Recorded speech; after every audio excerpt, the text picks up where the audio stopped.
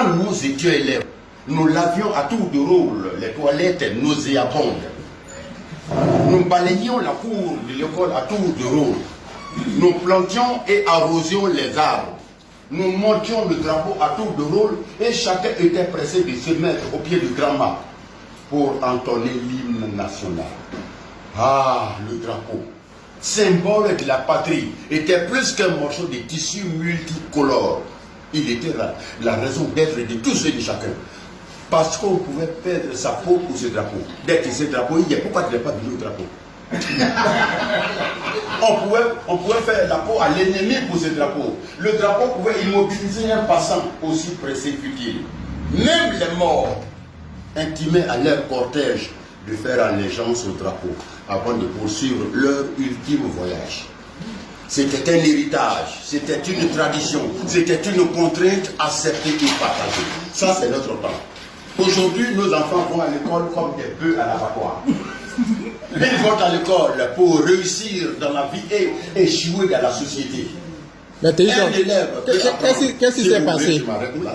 Parce que c'est une inspiration, c'est un texte que je prépare pour l'univers du monde, papa. Okay, l'école d'hier et l'école d'aujourd'hui. C'est ça. Je peux continuer? Allons-y.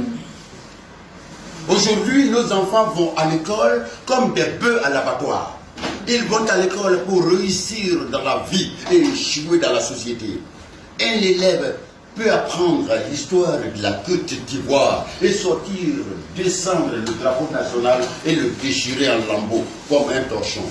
Et il n'y a rien. Un élève peut insulter, menacer son enseignant et le pourchasser comme un rat jusqu'à son dernier retranchement. Et il n'y a rien. Il peut même dire son amertume à la télévision nationale avec des thèmes qui défient l'autorité et le bon sens.